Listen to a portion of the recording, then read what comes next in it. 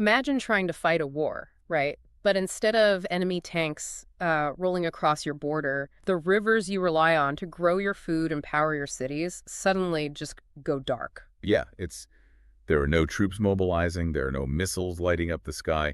It's just the devastating absolute quiet of weaponized water. It's wild. Welcome to the deep dive. Today, we're setting up a war room discussion to decode the geopolitical earthquake triggered by the recent Pahalgam terror attack. And crucially, India's unprecedented five-point action plan in response to it. Exactly. So for you, the listener, whether you're taking notes for a high-level exam, doing policy analysis, or you just track national security, this is your masterclass. We are skipping the casual chatter. Right, no filler today. We are jumping straight into the tactical breakdown. We're going to map out why this response bypassed the standard military playbook entirely. Yeah, and went straight for structural hydrological leverage. But to understand why this specific attack triggered such a massive response, we have to look at the pressure cooker Pakistan was already sitting in. We really do. So the grim facts of the trigger event are these. 26 civilians were killed in the Bizaran Valley in Pahalgam. Yeah, and responsibility was claimed by the Resistance Front, or TRF, which is, a proxy for the band Lashkar-e-Taiba. Right. But looking beyond the immediate tragedy, I want to push you on the why now of it all. Like, why strike at this exact moment? Well, to understand the why now, you have to look at the internal and external crises currently suffocating Pakistan. It isn't just one issue.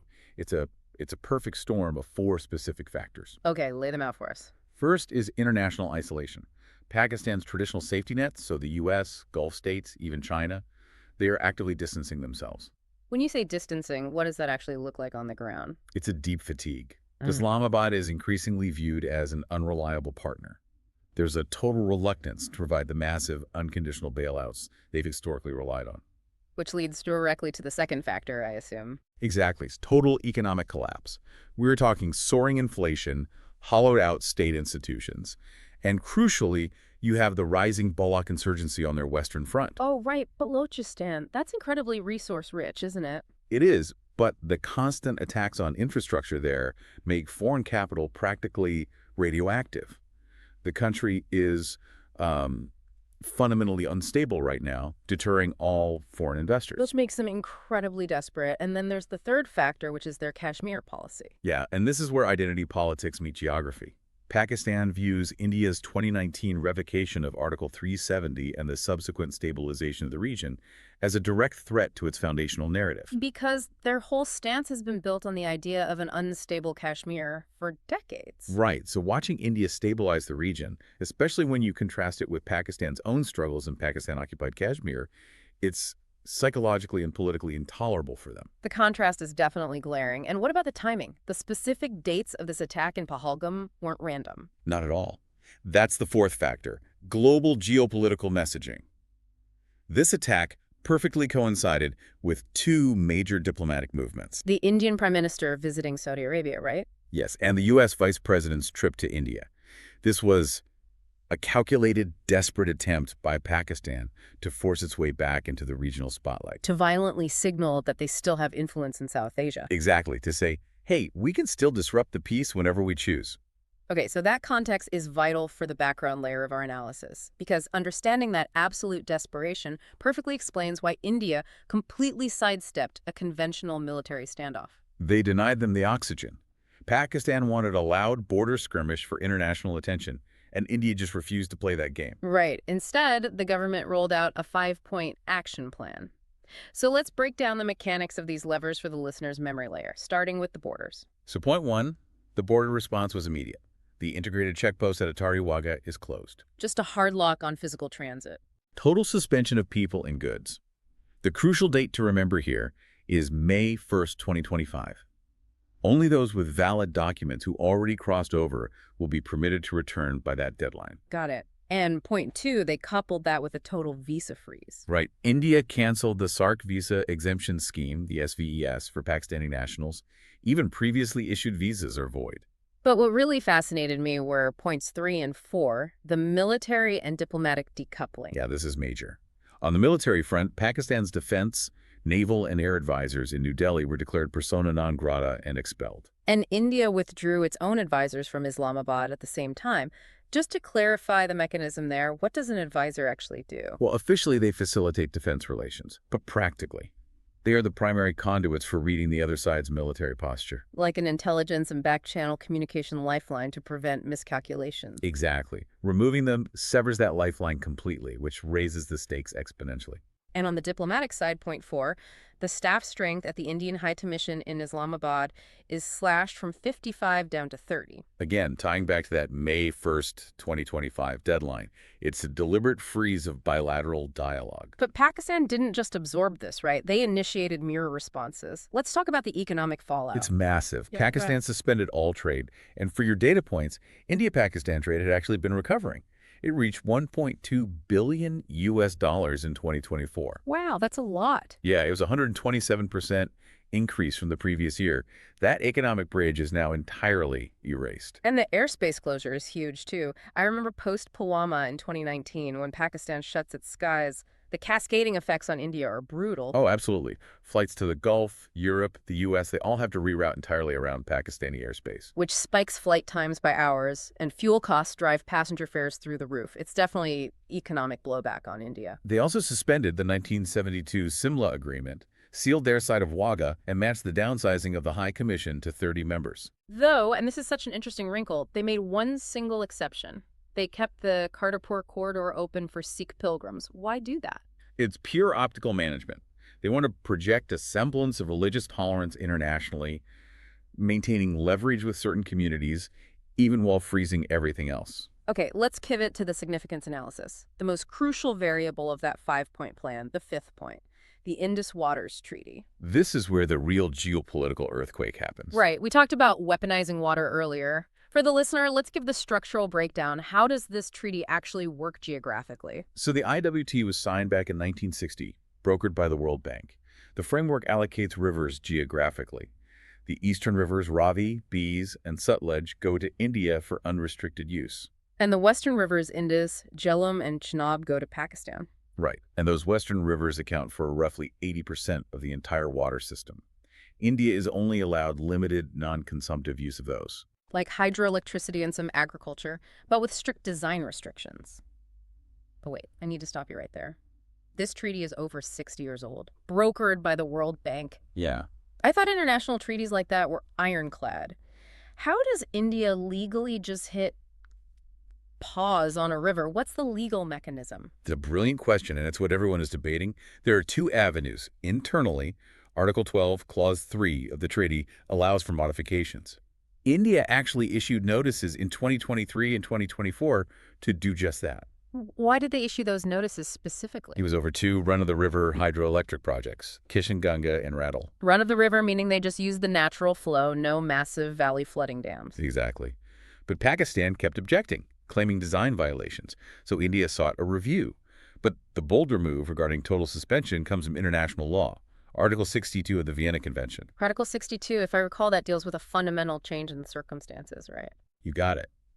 It allows a state to suspend a treaty if the original circumstances have changed so much that continuing is untenable. India is citing state-sponsored terrorism as that fundamental change. The argument being, you can't demand life-sustaining resources under a peace treaty while actively sponsoring violence against the provider of those resources. Precisely. But let's look at the critical evaluation layer. Holding a treaty in abeyance on paper in New Delhi is one thing. Physically stopping millions of gallons of rushing water is another. What's the actual mechanical advantage for India right now? The immediate advantage is operational flexibility. India can fast-track those hydro projects without waiting for Pakistani inspections or getting bogged down by their rigid restrictions. So they can do things like reservoir flushing on the Jhelum whenever they want, rather than waiting for the monsoon. Exactly, which extends the life of the dam significantly. But you're right about the physical limitations. India currently lacks the infrastructure to just divert all that water away from Pakistan tomorrow, right? Right, they don't have the massive dams and canal networks built yet to fully control the western rivers. The water will keep flowing for now. But the impact on Pakistan is still existential because they are so incredibly reliant on it. 80% of their cultivated land and roughly 25% of their entire GDP relies directly on this water system. Wow. And this is the part that truly fascinates me. Suspending the treaty without the dams built yet is less like turning off the faucet and more like firing the building inspector. That is a great analogy. The water still flows, but Pakistan completely loses the right to see the blueprints or check the meters. And that brings us to the most potent immediate weapon: data. India doesn't need to physically divert a drop of water to do immense damage. They just withhold the river flow data. That's incredible. By refusing to share flood data, Pakistan's disaster management grid just goes blind. Completely blind. Without real-time telemetry from upstream, they can't predict floods or manage their agricultural reservoirs. It's like flying a plane with the windshield painted black. It's an absolute masterclass in asymmetric pressure. No wonder Pakistan considers tampering with data sharing an act of war. It's a profound vulnerability. Let's shift to the defense and strategic angle. How does this all fit into India's long-term national security architecture? We're clearly seeing new rules of engagement. Yes, we're looking at the 3 pillars of the Modi doctrine regarding Pakistan. Pillar 1, decisive retaliation on India's terms, bypassing the military skirmish for structural leverage. And Pillar 2? Zero tolerance for nuclear blackmail. Let's dig into that. How does zero nuclear blackmail work here? Historically, Pakistan used its nuclear arsenal as a shield for its proxy war. Hit us too hard militarily, and we might use tactical nukes.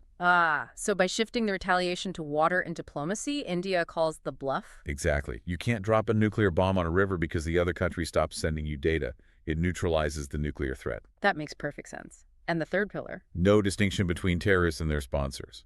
The state enablers face the exact same consequences. And if we interlink this with broader governance themes, like Atmanirbhar Bharat, the push for self-reliance, we see it in the defense sector. It's about technological fortification, right? Absolutely. High-tech border surveillance systems, drone swarms, smart fencing, building a deterrent so credible that Pakistan simply cannot escalate militarily. What about the way forward externally? Externally, it's about leveraging international institutions with a hard edge, specifically utilizing Article 51 of the UN Charter. Explain how Article 51 functions as a mechanism here. It's the right to self-defense against an armed attack. By framing state-sponsored terrorism as an armed attack, India builds a legal coalition to legitimize its structural retaliation. Shielding itself from international condemnation. And then there's the push to get Pakistan back on the FATF blacklist for terror financing. What does that actually do? Getting blacklisted by the Financial Action Task Force turns a country into a financial pariah. It's a global credit freeze. Meaning international banks just refuse to do business there because compliance costs are too high. Right. It chokes their ability to get IMF bailouts or foreign investment, crushing an already collapsing economy. And internally, what's the strategy? Building resilience. Proactive counter-radicalization in border regions. You have to ensure economic development so proxy groups have no fertile ground to recruit from. Okay, let's move to our answer writing convergence section. For you listening, we want to consolidate this entire war room discussion into a high-scoring, structured format. Right. If you're building a 250-word mental blueprint, you need 4 parts: context, dimensions, challenges, and recommendations. So for context, you drop right into the Pahalgam attack and the structural crises in Pakistan we talked about. Yes. Then for dimensions, outline the 5-point plan, detail the diplomatic freeze, economic decoupling, and hydrological leverage. But you have to include the critical evaluation layer under challenges. You can't just praise the response. Exactly. You must mention the airspace economic blowback on India's airline industry and the physical infrastructural limits on immediate water diversion. Balance is key. And finally, recommendations. Use your administrative vocabulary. Cite FATF pressure, UN Article 51, and border tech upgrades. Perfect. Let's hit the final revision capsule. We're going to organically rapid-fire the absolute non-negotiables you should take away. 5 must-remember facts. 1. The Indus Waters Treaty dates back to 1960. 2. It structurally allocates roughly 80% of the water to Pakistan. 3. Diplomatic presence in Islamabad surgically reduced to exactly 30 personnel. 4. A massive $1.2 billion trade recovery completely suspended. And 5. The legal justification for treaty suspension hinges on Article 62 of the Vienna Convention. And for your analytical keywords, lock these 5 in: hydrological leverage, strategic calculus, diplomatic downsizing, run of the river, and counter-radicalization. If you understand how those interact, you understand modern South Asian geopolitics. That gives us an incredibly clear picture. But before we close out this deep dive, I want to leave you, the listener, with a broader strategic question to mull over. It raises a vital question about global vulnerabilities, doesn't it? It really does. We started by talking about how conventional military action was completely sidelined here.